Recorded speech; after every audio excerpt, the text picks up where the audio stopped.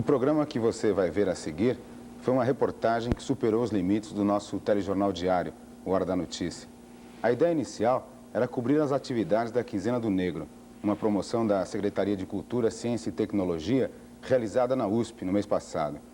Mas do contato com as fontes de informação, da convivência com pessoas e ideias da quinzena, a filmadora foi rodando livremente, captando um material mais volumoso do que aquele que caberia numa reportagem normal do dia a dia. As pessoas foram falando, abrindo o coração para externar coisas muito íntimas e compor um quadro do pensamento negro no Brasil de hoje. É isso que estará em seu vídeo a partir de agora. Negros falando de negros, negros falando de brancos e uma nova visão do problema racial.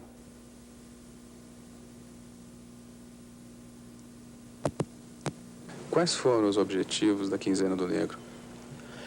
O objetivo primordial da quinzena foi trazer o negro para o centro de interesse e preocupações, mesmo que por 15 dias, para fazer com que ele se tornasse que ele deixasse de ser invisível, né, e que só aparece no carnaval ou ao futebol, para ser apresentado como homem, como criatura e criador.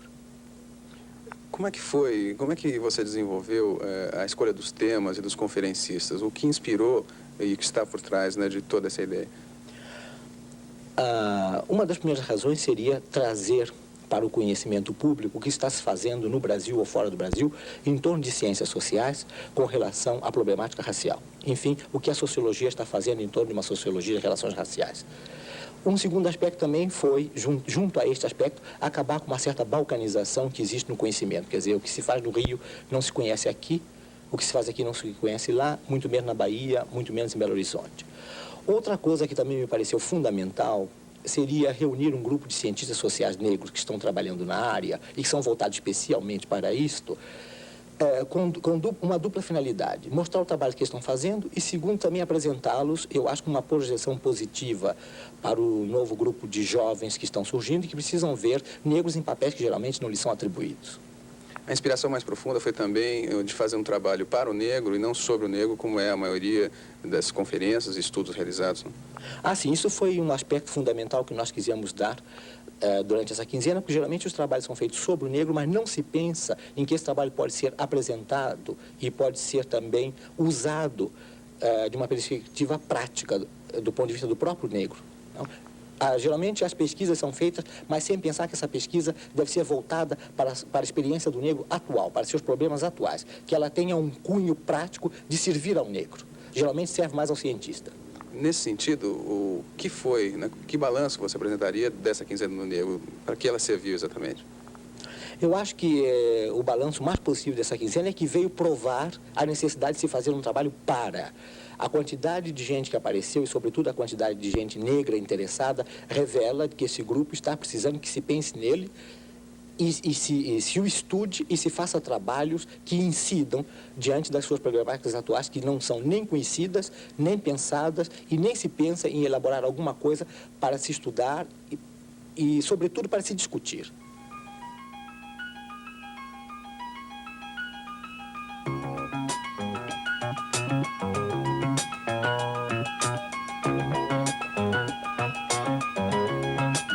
Eles estão unidos de novo. Aos olhos do branco que não compreende as roupas exóticas, os bonés, as cores fortes, não passam da versão negra de uma juventude alienada e entregue ao consumo da música estrangeira. Mas eles estão unidos de novo. Chegam a mobilizar 1,5 milhão de jovens a cada fim de semana nos bailes de soul do Rio de Janeiro. Para suas compras, uma indústria de roupas, sapatos, discos e fitas se organizou. E para se identificarem, tem seus próprios códigos. Uma confraria secreta que o branco ignora.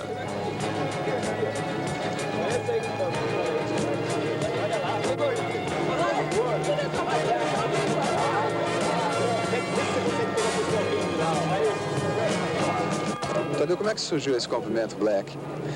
Esse comprimento Black surgiu para identificar, porque são várias equipes que fazem soul, e cada equipe tem um jeito de se cumprimentar, tá entendendo? Somente isso. E como é que são cada um deles? Dá para você fazer? Olha, são várias equipes, eu vou tentar fazer alguns aqui, vamos ver se dá. Tem esse. Esse aqui é uma equipe. Que equipe?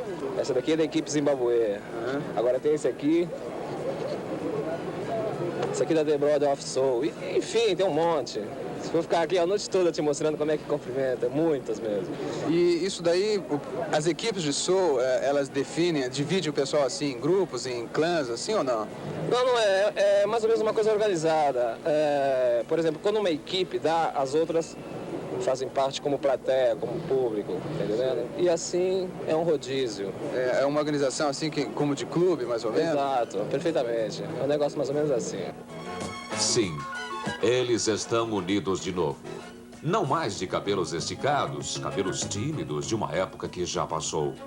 Quase 90 anos após a abolição, a quarta geração de negros brasileiros livres começa a consolidar uma unidade racial. E a luta pela afirmação da cor, por uma consciência negra sem disfarces ou branqueamento, vai deixando para trás histórias de humilhação. José Márcio Vitor. Minha função, encarregado de faturamento e cobrança de uma empresa de importação e exportação. Apesar de muitas pessoas não acreditarem que eu sou encarregado, porque sou um negro, eu sou encarregado de faturamento. No bairro onde eu morava, que era na Parada Inglesa, os culpados das coisas que tinha no bairro era eu, que era o negrinho, e tinha o outro que era o turquinho. Então, acho que era o mais fácil de falar. Foi fulano e beltrano, o negrinho e o turquinho. Então, com essas pessoas, eu ainda mantenho relacionamentos, que eles têm loja na cidade. Eles são meus amigos até hoje, tanto os pais como os garotos que hoje tomam conta das suas indústrias. E para mim é muito bom, às vezes, recordar esses momentos do bairro. Certa vez, eu estava a serviço, fui na Doc Lobo, perto da Avenida Paulista. Então eu entrei num prédio, normalmente, e certo celador disse a mim: "O que você é? Você é office boy?" Eu simplesmente lhe disse: "Não, não sou office boy. Eu vim a pedido do meu diretor." Ora, a porta de elevadores sociais, obviamente, ficava à minha direita. Ele simplesmente me disse: "Você vai pelas portas dos fundos." Eu falei: "Ora, por que pelas portas dos fundos?" Ele disse: "Não, você tem que subir pelas portas dos fundos." Eu falei: "Eu não vou subir pela porta dos fundos.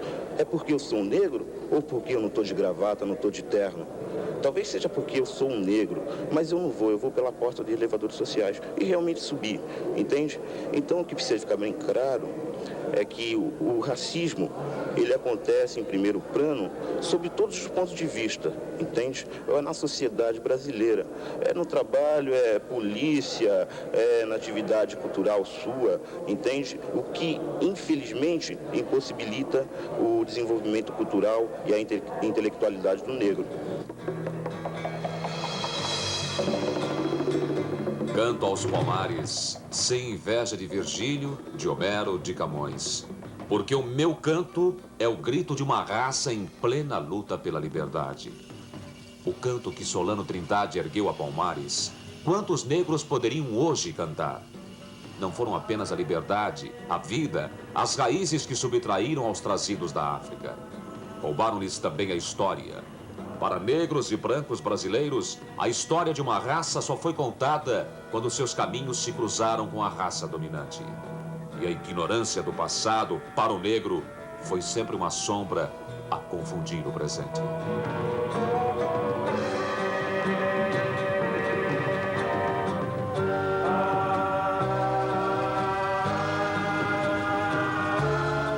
A história do Brasil, eu gostaria de dizer que uma frase do José Rodrigues, que assim já tornou-se quase uma frase, uma afirmação assim geral, que a história do Brasil foi uma história escrita por mãos brancas. Tanto o negro quanto o índio, quer dizer, quantos povos que viveram aqui juntamente com o branco, não têm a sua história escrita ainda.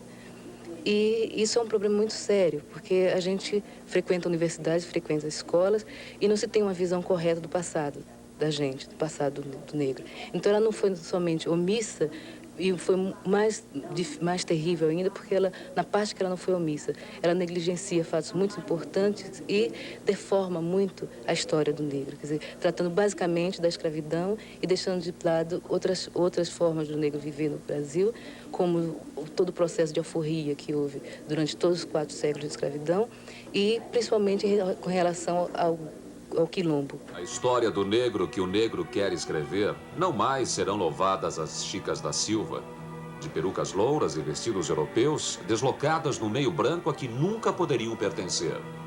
Será a história em que os negros mostram o preço nos dentes.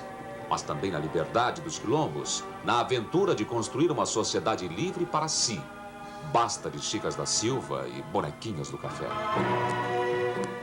Eu acho que para empreender um estudo crítico a respeito da história do negro e trazer ao mesmo tempo para o negro uma perspectiva do que foi sua história real, você tem que partir da história deles como grupo livre, como empreendendo uma sociedade livre, mesmo que dentro da sociedade tenham existido escravos. Mas basicamente o quilombo é homens que procuram conscientemente organizar uma sociedade para si, onde ele possa viver de acordo com o seu passado histórico, africano ou brasileiro, com os seus hábitos, os seus costumes, a sua cultura, a sua forma de ser. Uma perspectiva que se tem em relação ao quilombo é que ele terminaria com a abolição. Isso é correto? Não, eu acho que não é correto, na medida em que, dentro do meu estudo, eu faço justamente um estudo sobre a organização social do quilombo. Quer dizer, o quilombo, ele foi realmente reprimido, sempre. Mas ele não se esgota somente na história da repressão.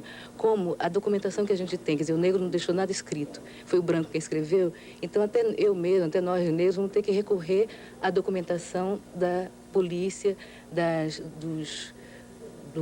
autoridades portuguesas, os mestres de campo, esse negócio todo, que foram os documentos basicamente de repressão. Quando você trata de história do Brasil, ou história de modo geral, dentro da metodologia da história, você tem que fazer uma crítica muito severa a respeito desses documentos, porque são documentos daqueles que reprimiram e que só viram aquilo que eles achavam que era o negativo. Entende? O quilombo tem a outra perspectiva, que, como eu disse antes, que é o estabelecimento humano que o quilombo foi, de homens que se entendiam como homens, independente de ser escravos ou não. E de que forma permanece hoje, ou poderia permanecer hoje, essa ideia de organização do quilombo, ou as condições do quilombo se manterem hoje? De que forma? Se entendendo o quilombo como a história do negro, você tem que ver dentro da perspectiva de continuidade histórica que sempre existe. Quer dizer, a história não pode acabar a partir do momento em que a repressão acaba. Então, se entende o quilombo como uma sociedade de negros, você não pode, de repente, porque deixaram de reprimir o quilombo ao nível de repressão armada, como foi nos séculos passados, que isso tenha desaparecido. Quer dizer, se os homens negros, desde o século XVI, se reúnem nesse tipo de organização, eles devem se reunir ainda hoje dentro desse tipo de organização. E, por outro lado, na minha pesquisa, eu também tenho visto que, em relatórios de polícia, principalmente do Rio de Janeiro, você encontra região de ex-quilombos, onde hoje ainda são favelas no Rio de Janeiro. Na Bahia também, a gente encontra lugares onde foi o candomblé, que foi lugar de ex-quilombos. Você encontra também no Nordeste do Brasil, Piauí, Maranhão, na passagem dos imigrantes nordestinos para a Amazônia no século passado, em 1877, e depois, durante a época da borracha, eles se localizavam na migração em lugares de ex-quilombos. Isso é fundamental em termos de história do Brasil, história do negro, história do homem brasileiro mesmo, porque a gente vai ver que o negro não estava só limitado à fazenda, nem à história da escravidão. Mas é na história da escravidão e principalmente na história da abolição que estão as origens de uma luta muito importante para o negro brasileiro nas primeiras décadas deste século. Feita gradualmente, a abolição não transformou repentinamente as relações raciais no Brasil. Ao contrário, o 500 mil de escravos libertados em 1888 ingressaram numa complexa estrutura social que incluía negros livres de todos os matizes, em proporção muito maior do que os atingidos pela Lei Áurea. Temerosas de um processo de libertação violento como o do Haiti, as autoridades do Império, desde cedo, procuraram embranquecer o sangue negro, neutralizando sua cultura própria e impedindo o acesso a postos-chave. O negro sai do processo da abolição como um elemento já não interessado para a evolução do sistema da economia brasileira. Não interessa mais como mão de obra. Para que ele ficasse adaptado ao novo sistema de trabalho, seria necessário uma ressocialização, e que isso é discutido e é pensado, mas que os barões do café não estavam interessados. Então, ele é alijado do mercado de trabalho, é jogado para uma competição da qual ele não está preparado, e também não esqueçamos todo o problema psíquico de um grupo que sai de um sistema escravista durante 400 anos, onde o trabalho é associado com a ideia de escravidão, só uma ressocialização poderia adaptá-lo novamente a um novo trabalho em que ele pudesse ter a ideia desconfigurada da pessoa e do sentido de escravo. A década de 20 já encontra um negro consciente desses problemas que são refletidos e analisados numa imprensa inicialmente ligada a clubes recreativos e que depois amadurece para refletir posições de grupos políticos. É a época da segunda abolição, a luta pelo reconhecimento da igualdade racial, pela igualdade de oportunidades de vida.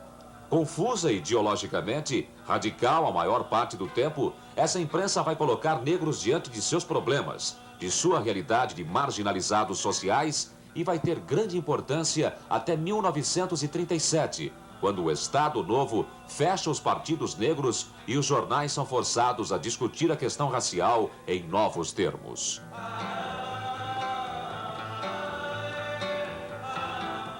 A imprensa negra, no começo, foi apenas uma espécie de imitação do branco, o negro querendo publicar seus sonetos, seus versinhos, tudo isso.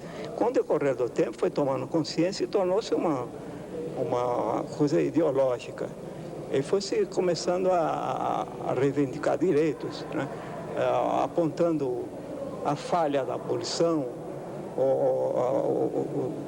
a maneira como a última geração que saía da abolição foi tratada e aquele falso sentimentalismo que havia do branco com relação ao negro, que sempre entendeu que o negro, na sua pobreza, estava muito bem, o negro não podia passar de contínuo, as negras não tinham acesso a fábricas, a outra coisa tinha que ser cozinheira, lavadeira.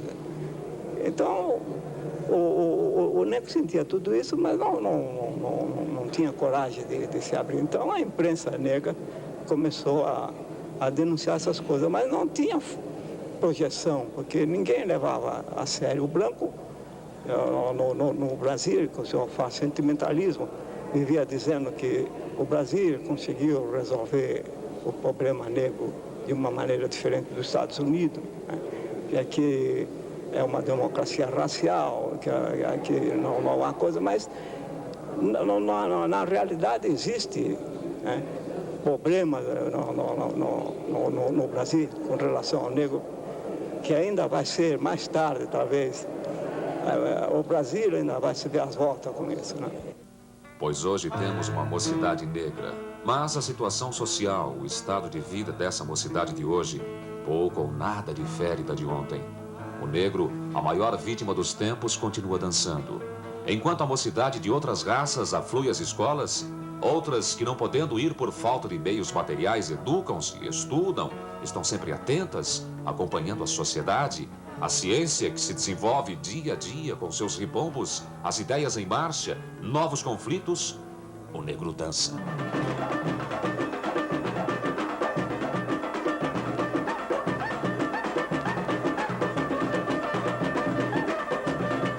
E o negro vai dançar muito nas décadas de 40 e 50, quando as escolas de samba deixam de ser reprimidas pela polícia e o rádio passa a divulgar para um número maior de pessoas a música feita nos morros e terreiros.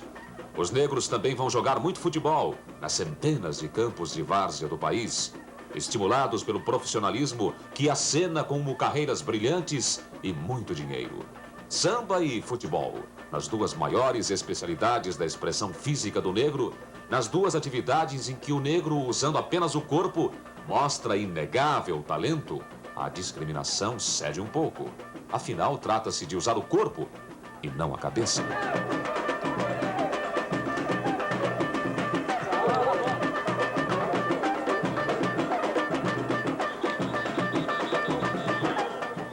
Data de pouco tempo, como eu já disse, esse acesso dos negros na arte, no esporte, essas coisas. Com o profissionalismo, os clubes começaram a abrir a porta a jogadores negros, né? E essa história de cantores também data de pouco tempo, porque a televisão, qualquer coisa, facilitou essa coisa. Mas eles, não tendo possibilidade de conseguir qualquer coisa de útil no meio negro, e qualquer um desses negros, se quiserem se aproximar da coletividade, da comunidade negra, eles têm que descer, no sentido que se pode dizer, porque eles preferem passar vexame ou qualquer coisa lá no meio branco, lá para cima, do que descer, né, ao meio negro, descer. Embora se viva explorando por aí os morros, né, os cantores de morros, tudo isso mas tudo isso é um falso sentimentalismo que não diz nada. Não tem ligação com o negro? Então não diz nada ao negro, nem tampouco é verdade muita coisa que se diz com relação ao samba, porque o samba verdadeiro era de terreiro, eram negros. Aqui em São Paulo se dançou muito samba em Pirapora, em festa de Santa Cruz, essa coisa, o negro amanhecia, mas era no terreiro, né? E não tinha nenhum compositor famoso, não tinha nada disso, né? Pelos caminhos da música e do esporte, lentamente negros vão ganhando posições na hierarquia social. Mas nos novos círculos convivem com brancos que lhes exigem um despojamento da condição de negros. A cor é um estorvo contornado com muita paciência e submissão. E como os líderes negros na política, que abandonam a questão racial para poder participar dos parlamentos, os líderes negros do samba e do futebol não assumem publicamente a cor. Deixam-se levar, como tantos antepassados, pelo desvio do embranquecimento.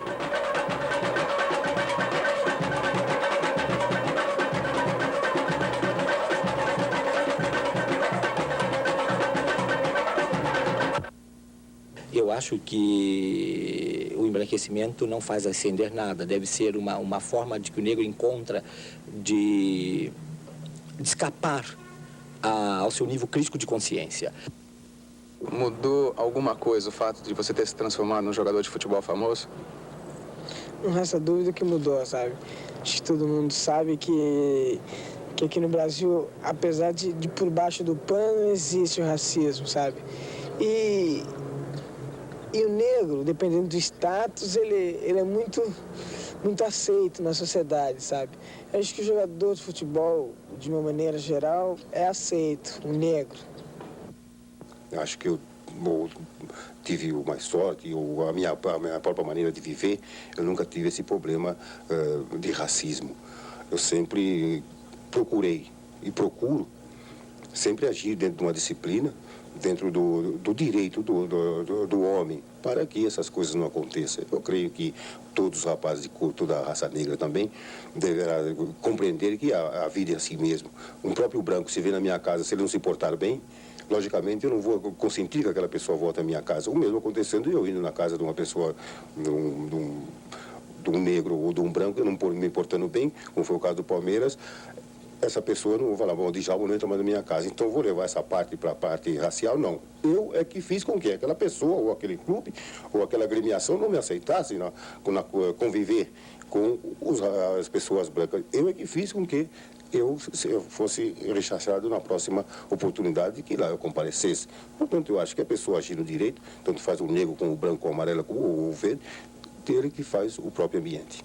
Por exemplo, o fato de a gente entrar numa loja assim um pouco mais sofisticada, caramba, o pessoal já olha pra gente meio de lado, assim, caramba. Aí quando descobre, o Vladimir, ou sei lá, fulano, jogador de futebol, aí sabe, aí as circunstâncias mudam, sabe?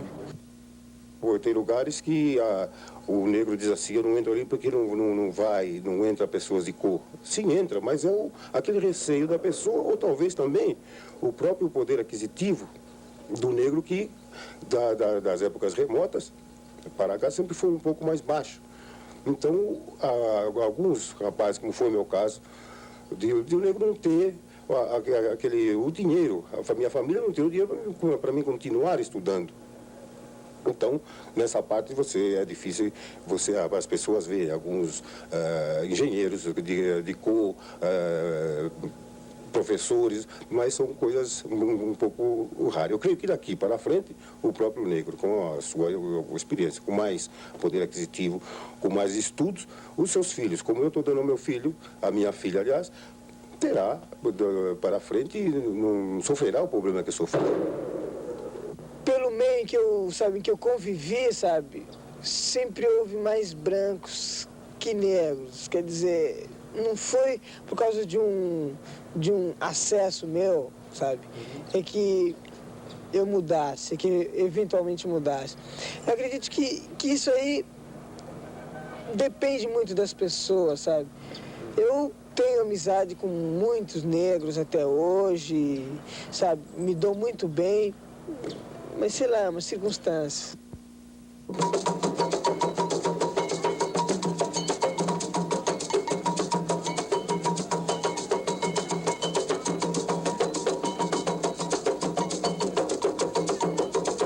Dançando o Negro vai chegar à década de 60. Mas, desta vez, a música será um encontro com raízes culturais esquecidas. A religião negra do candomblé e da umbanda sai de uns poucos terreiros do Rio e na Bahia para tomar o Brasil inteiro. Para essa expansão não há limites de cor ou de classe. Em todas as camadas sociais surge o culto aos orixás. E se para o branco esse contato com deuses negros é a revelação de um mundo exótico, para o negro é a afirmação de um traço cultural, a recuperação de um elo de cultura amortecido sob a hegemonia católica. Dançando ao som dos atabaques e na fé dos guias, o negro redescobre o prazer da religião sem medo. E isso será importante para tudo o que virá.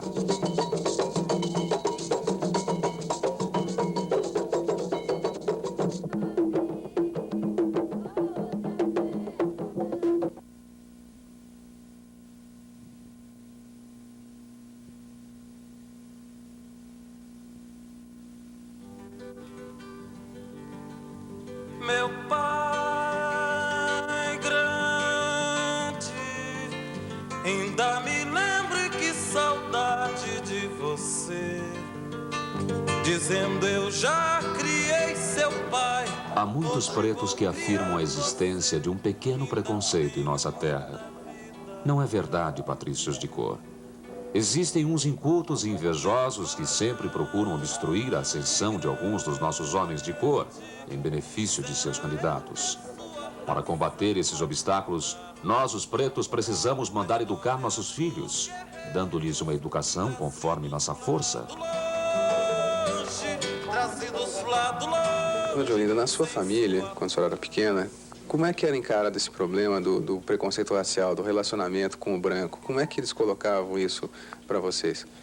Olha, na minha família, meus pais com a minha mãe nunca nem tocavam nesse assunto com a gente, sabe? A gente cresceu assim, sem saber esse problema, né? Agora, depois de grande, que a gente foi vendo, né, as coisas, assim, mas que eles colocassem esse problema pra gente, nunca colocaram. Com que idade a senhora teve um primeiro problema, assim, de relacionamento por problema de cor? Olha, falar a verdade, eu acho que eu nunca tive, viu?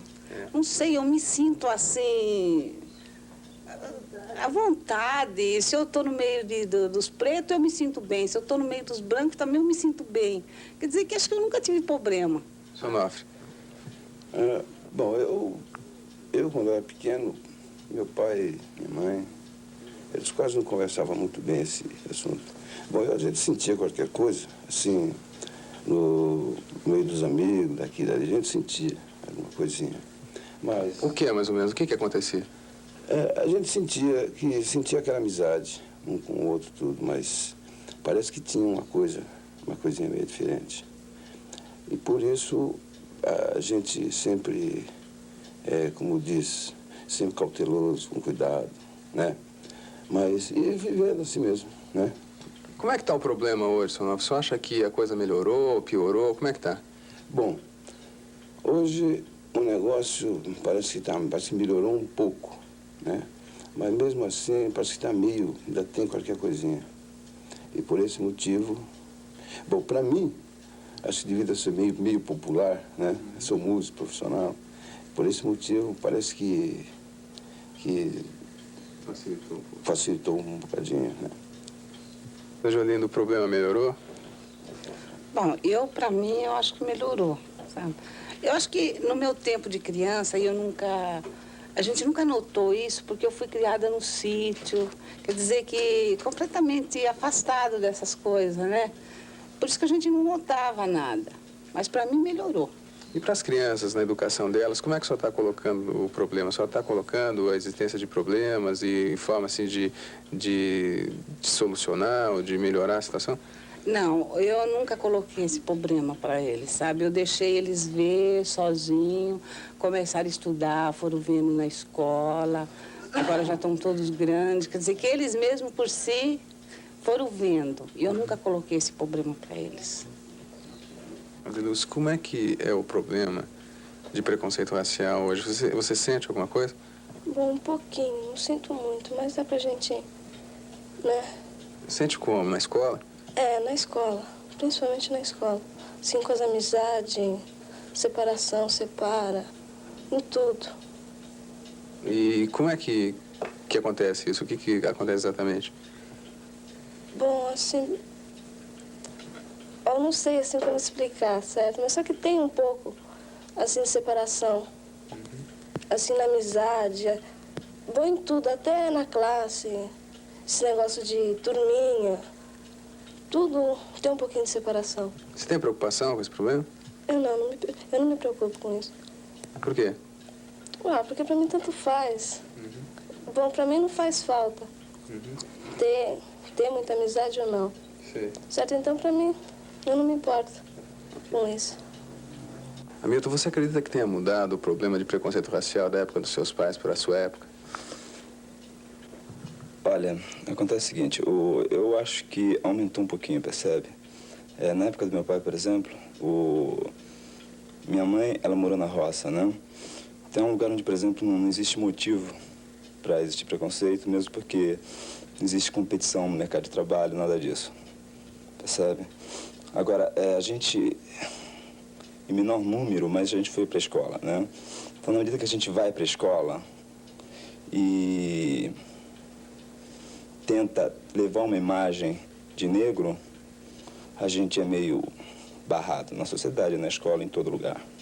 Quer dizer que é barrado quem tenta afirmar a imagem de negro e não quem tenta se despojar dessa imagem. Acontece o seguinte, né? No Brasil tudo é feito em termos de o negro não ter uma imagem própria, né? Parece assim que se quer dar a impressão que o negro não é descendente de africano.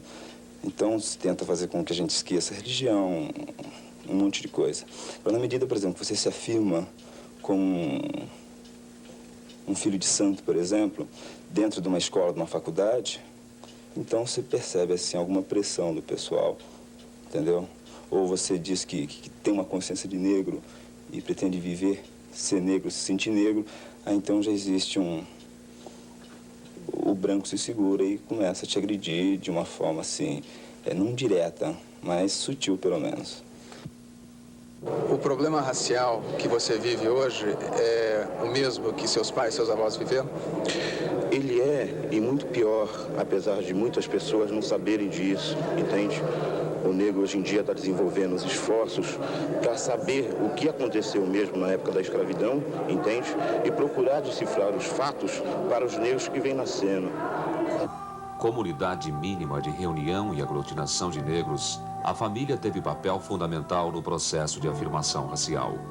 Ali foram cozidas novas ideias que conduziram pouco a pouco a uma nova mentalidade. Para que a família negra, entretanto, pudesse se manter unida, foi necessário apelar para uma estrutura muito autoritária, baseada na figura inquestionável do pai.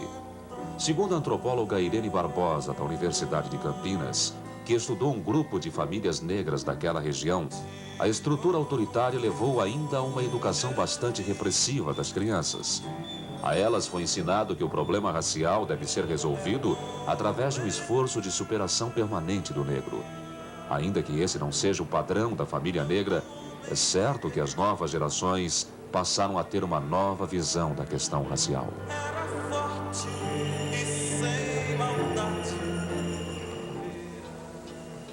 O negro está começando a se descobrir como identidade, né? Ele está... Olha, vamos tentar voltar um pouquinho. No tempo do meu pai, por exemplo, existiam assim, grandes pressões nas escolas de samba, né? Mas o negro ainda estava bem marginalizado, percebe? Ele ainda sentia todos aqueles traumas da escravidão. Hoje em dia, o negro já não sente tantos traumas da escravidão. a partir disso, ele começou a ter uma informação maior do movimento negro norte-americano. Ele começou a ver os países da África se libertarem. Então, aquela imagem negativa de cultura negra, imagem negativa de África, está começando a sumir. Então, o negro está começando a se sentir muito mais capacitado. Percebe? E aí vamos dizer que está renascendo a dignidade dele.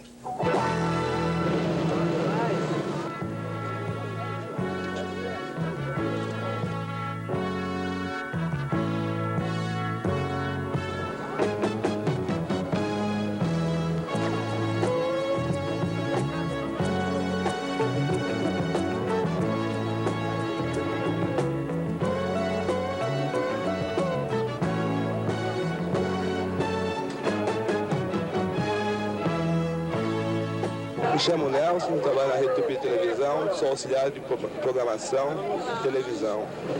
Nelson, o que representa para você esse movimento do Black? Black, eu tiro o movimento Black um ponto de partida musical que envolve assim uma série de teatro, cultura negra, entende? Estamos aí com a quinzena de negro, queria que todos os negros participassem, entende? Desse valor e precisasse o som. O que é mais importante nesse movimento? É o pessoal se unir e valorizar assim, aspectos estéticos da raça negra ou é a música soul? O que é mais importante? Eu acho que o pessoal deveria tomar o soul como um ponto de partida, sim, como cultura, você entende? Se conscientizar, você entende? Sem essa de querer racismo, sem nada disso, mas sim ser uma massa consciente, um negro consciente em si. E por que o soul e não uma outra música, por exemplo, a música brasileira, que é a crítica que se faz ao movimento Black? Mas o soul também é de origem negra, você entende? Eu, por exemplo, tiro isso como um ponto de partida de África, você entende? Como que foi diversos ativos para os Estados Unidos, Inglaterra, Brasil. Então, quer dizer, é um ponto de partida. Também aqui está pintando cantores de soul como Cassiano, Carlos da Fé. O pessoal não considera o som, então, música americana, considera a música africana. É um ponto de partida, assim, de África. O pessoal vê como coisa de ativos, então, que foi cada um para cada país. Então, a gente se liga nessa e fala que a gente acha que é uma coisa da gente também. A gente dá valor, que é uma coisa, é um trabalho negro também, você entende? É necessário que se diga que a África é o centro de tudo, que a África é o centro do negro. Tanto é que tanto o brasileiro como o norte-americano teve influência do negro africano na América ou aqui na América do Sul e América do Norte. Então, por motivo de força maior, politicamente, como você disse, em questões de ascensão do negro, eu sou obrigado a escolher a América do Norte. O negro americano, ele simplesmente se libertou dos problemas do branco. Tanto é que a África não se libertou. Você sabe que agora, atualmente, acontece na África do Sul problemas raciais. Quer dizer, o negro na África não se libertou, enquanto que na América do Norte ele se libertou totalmente. Então eu escolho como motivo de ascensão o negro norte-americano.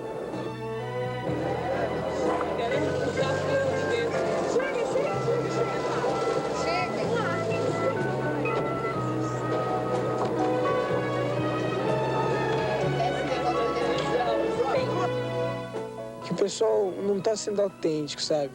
Eu sou muito mais o samba do que eu sou, sabe? Na reportagem de Veja, os rapazes dizem que eles aderiram ao soul porque é uma música que empurra para frente. Então eu me pergunto, o samba que está sendo feito no Brasil empurra para frente? E quando a classe média começou a entrar dentro das escolas de samba, a gente se sentiu assim como que expulso de lá, né?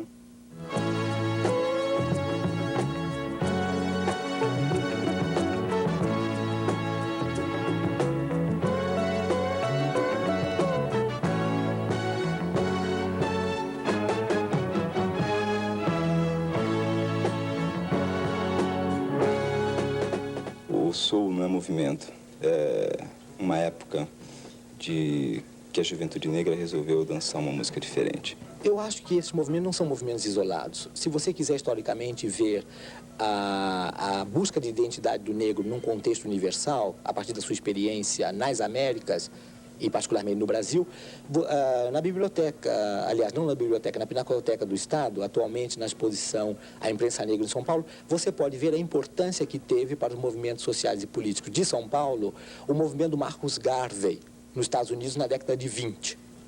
Também depois você pode ainda ver através de jornais toda a importância que teve a Guerra da Abissínia e a identificação que os negros se identificavam com a problemática africana naquela época. Agora, esse movimento soul me parece um movimento de identidade racial através de uma identidade musical que é o soul. Os negros não estão se identificando com o rock ou com qualquer outra forma, ou com a balalaica ou com a troika. Eles estão se identificando com alguma coisa que lhes diz respeito. O soul, na verdade, representa... no mundo inteiro foi colocada a música soul como um instrumento de libertação do negro americano, percebe? Então, da mesma forma que a juventude branca brasileira teve a época do rock, percebe?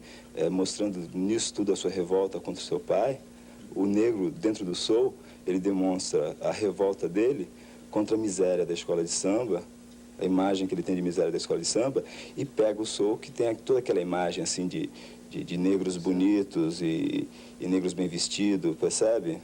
E negro livre, acima de tudo.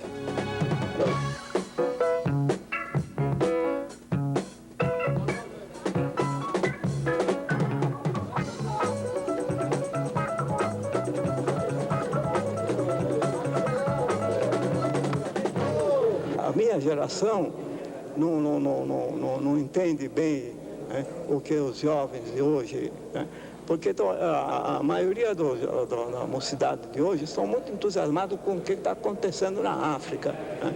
Então há um movimento aí de retorno, né, a movimento, não é retorno, eles dizem a volta à origem, não sei o quê. Então ficam aí vestindo roupas esquisitas, querendo imitar africanos e coisas.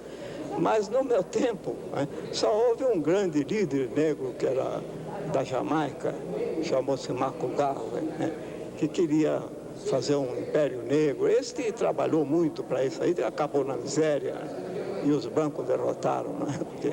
Mas essa movimentação dos jovens é saudável? Não, eu não acredito, não. Porque o saudável é a universidade que, pelo que eu vejo, tem muito pouco negro cuidando de educar-se. Essa é a importância, né? Clóvis Moura, Jonas de Araújo Ramalho, Beatriz Nascimento, Maria Célia Viana, Eduardo Oliveira e Oliveira. Cada vez são mais negros na universidade, nos centros de pesquisa, na pesquisa de campo. Hoje, o objetivo não é mais esconder-se da cor como estigma, mas refletir sobre ela, repensá-la, redefini-la.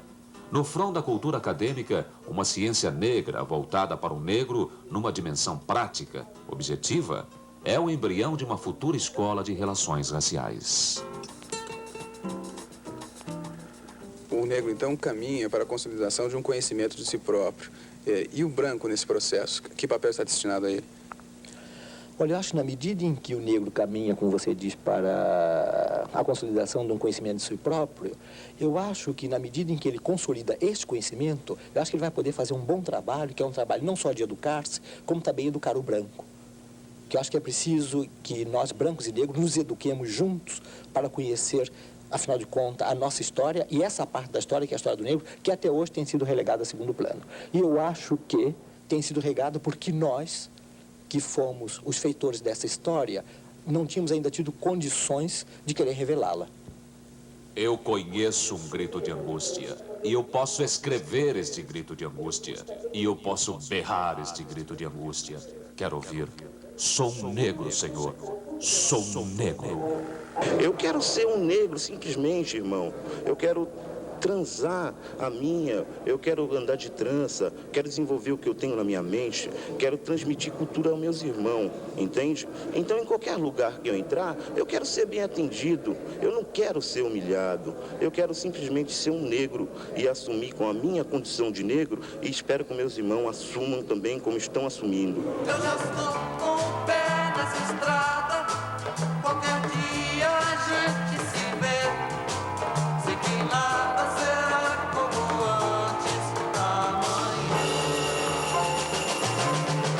Que notícias me dão os amigos, que notícias me dão de